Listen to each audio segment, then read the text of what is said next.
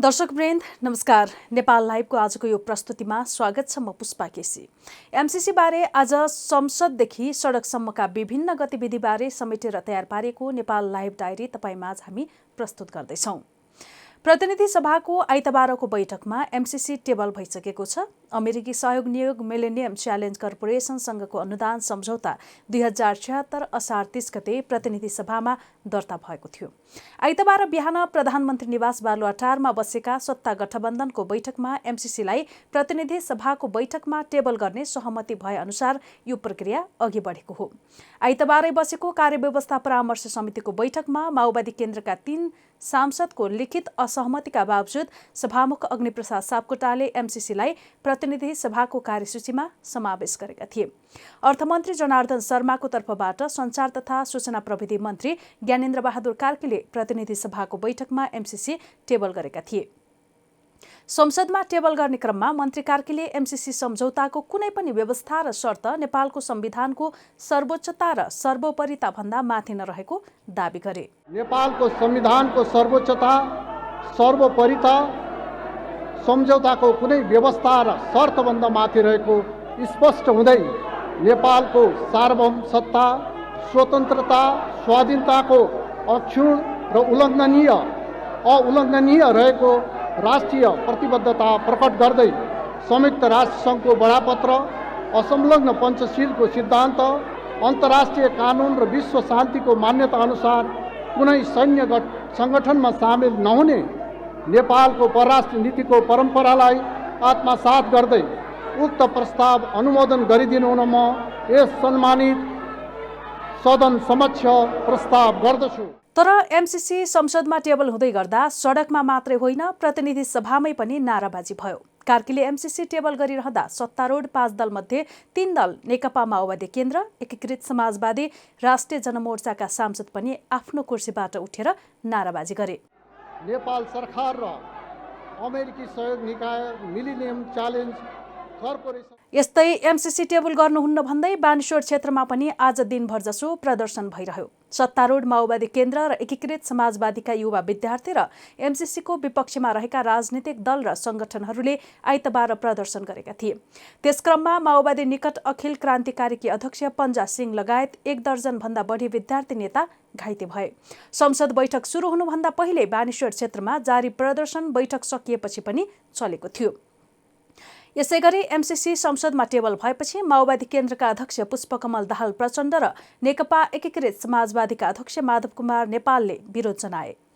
माओवादी केन्द्रका अध्यक्ष प्रचण्डले विवाद र विरोधका बीच सरकारले एमसीसी सम्झौता टेबल गरेको वक्तव्य जारी गरेका छन्। एमसीसी संसदमा टेबल भएपछि प्रचण्डले सामाजिक सञ्जाल मार्फत यस्तो वक्तव्य सार्वजनिक गरेका हुन्।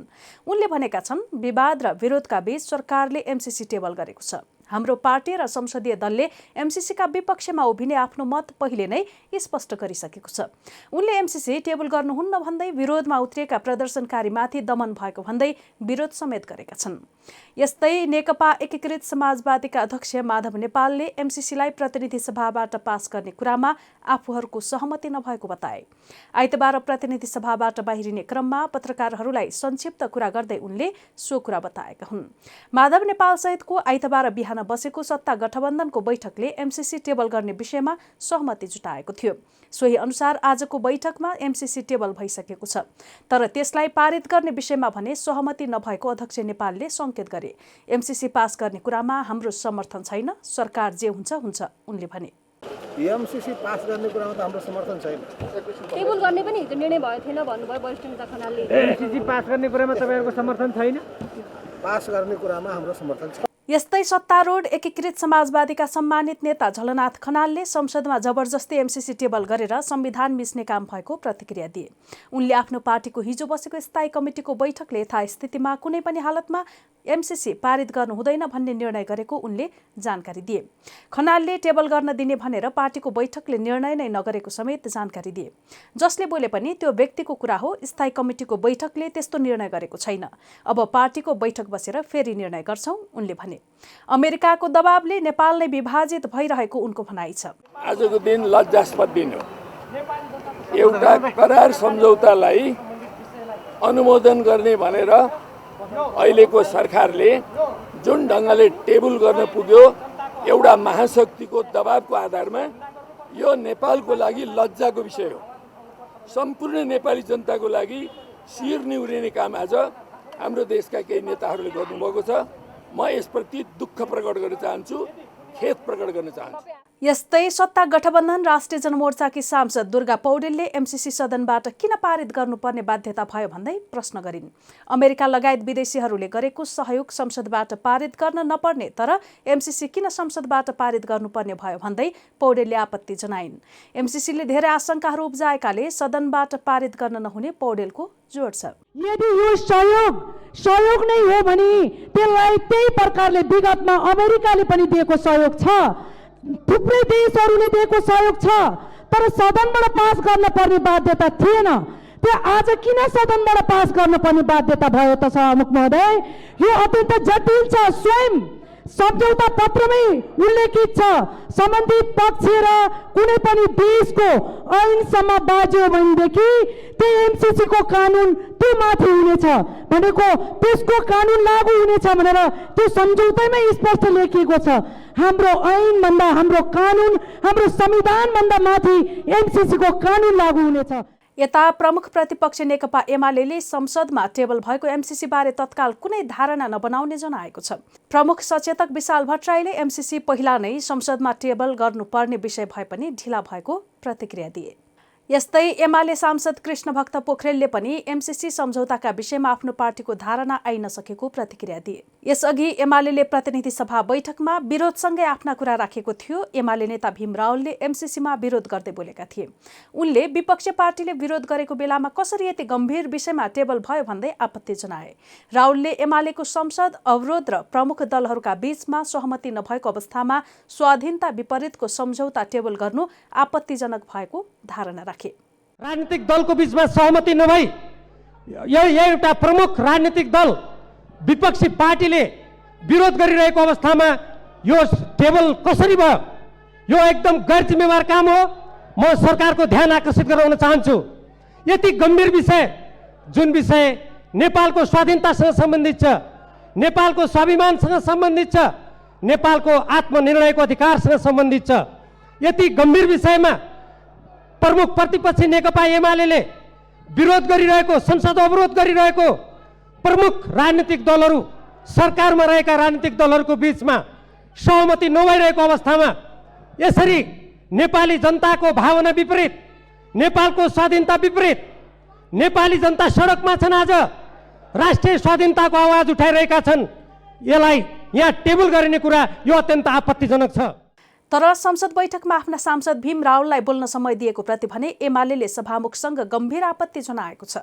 प्रमुख सचेतक विशाल भट्टराईले सभामुख अग्निप्रसाद सापकोटालाई भेटेर आपत्ति प्रकट गरेका हुन्।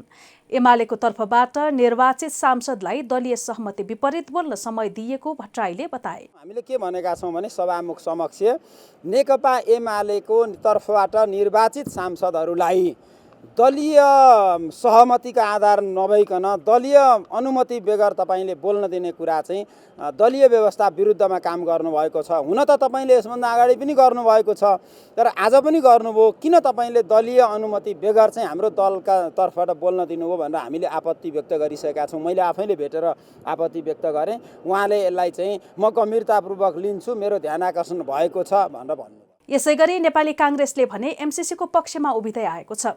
कानुन मन्त्री दिलेन्द्र बडुले एमसीसी प्रतिनिधि सभामा टेबल हुनुलाई सकारात्मक भएको प्रतिक्रिया दिएका छन्। आइतबार प्रतिनिधि सभाको बैठकपछि पत्रकारहरूसँग कुरा गर्दै उनले सडकमा छलफल भइरहेको विषय सदनमा प्रवेश गरेको प्रतिक्रिया दिए। सडकको प्रतिक्रियाहरूलाई जवाब दिनका निमित्त अब यो परियोजना संसदमा प्रवेश गरेको छ र संसदमा तपाईहरुले आज थाहा पाउनुभयो होला धेरै केही सांसदहरू बोलेर पनि आफ्नो प्रतिक्रिया दिन सुरु गर्नुभएको छ। यो एउटा अवसर र अब छलफल संसदमा प्रवेश भएको छ र छलफल सुरु पनि भयो। आज नै तपाईहरुले देख्नुभयो। त्यसकारणले यो एक सकारात्मक रूपमा यसलाई लिनुपर्छ, किनभने प्रतिक्रिया र विरोध र पक्ष र विपक्षमा सडकमा भइरहँदा मुलुकले जवाब दिन सक्दैन थियो। मुलुकले जवाब दिनका निमित्त यो विषयलाई संसदमा पुर्याउनु पर्दथ्यो र त्यो आज संसदमा पुगेको छ। सडकमा भइरहेको चर्चा र परिचर्चा सडकमा पुगेको छ र सडकमा बहस सुरु भएको छ। यस्तै नेपाली कांग्रेसका महामन्त्री एवं सांसद गगन थापाले एमसीसी टेबल गर्नु राष्ट्रघाती हो भनेर नाराबाजी गर्नेलाई आफ्नै नेता विरुद्ध पनि नारा लगाउन चेतावनी दिए। आइतबार प्रतिनिधि सभाको बैठकबाट बाहिरिँदै गर्दा उनले यस्तो चेतावनी दिएका हुन्। सांसद भीम रावलले संसदमा जसरी एमसीसी राष्ट्रघाती भन्नुभयो यो एमाले अध्यक्ष केपी शर्मा ओलीको समयमा संसदमा पेश भएको हो। थापाले भने के उहाँ केपी ओली मुर्दाबाद भनेर संसदमा नारा लगाउन सक्नुहुन्छ? त्यस्तै उनले विरोधमा उत्रेका माओवादी नेताहरूले आफ्ना अध्यक्ष पुष्पकमल दाहाल प्रचण्ड विरुद्ध र एकीकृत समाजवादीका नेताहरूले अध्यक्ष माधव नेपाल विरुद्ध यस्तै नारा लगाउन सक्छन् भनी प्रश्न गरे। यो प्रस्ताव राष्ट्रघाती हो भनेर भन्ने हो भने सबैभन्दा पहिला माननीय भीम रावलले केपी शर्मा ओली राष्ट्रघाती मुर्दाबाद भनेर संसदभित्र नारा लगाउने हिम्मत गर्नुपर्छ। यो प्रस्ताव राष्ट्रघाती भनेर भन्ने हो भने पुष्पकमल दाहाल मुर्दाबाद भनेर माओवादीको सांसदहरूले र माधव नेपाल मुर्दाबाद भनेर एकीकृत समाजवादीको सांसदहरूले नारा लगाउनुपर्छ। त्यसपछि मात्रै यसका बारेमा उहाँले कुरा राख्नुपर्छ। आज सुखद कुरा सम्माननीय सभामुखले भन्नुभयो, यो विषय संसदमा छलफल हुने विषय बाहिर भइरहेको छ, संसदभित्र गरौँ भनेर भन्नुभएको छ। यो नै सबैभन्दा महत्त्वपूर्ण कुरा हो। थापाले एमसीसी सम्झौता अब संसदको अङ्ग भएको र यसको बहस समेत थालनी भएको बताए। उनले अब बस्ने फागुन 12 गतेको संसद बैठकमा छलफल गरेर मतदानबाटै एमसीसी टुङ्गो लाग्ने बताए। तत्कालीन प्रधानमन्त्री केपी शर्मा ओली नेतृत्वको नेकपा सरकारले नै पेश गरेको प्रस्ताव आज संसदमा टेबल भएको हो।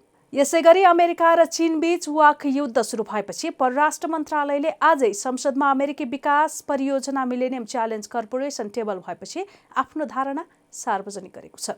एक विज्ञप्ति जारी गर्दै परराष्ट्र मन्त्रालयले नेपाल र नेपाली जनताको हितमा कस्तो विकास सहायता आवश्यक छ भन्ने निर्णय सार्वभौम संसदले मात्र गर्ने जनाएको हो। नेपालले सदैव स्वतन्त्र, सन्तुलित र असंलग्न परराष्ट्र नीति अख्तियार गरिरहेको मन्त्रालयले जनाएको छ।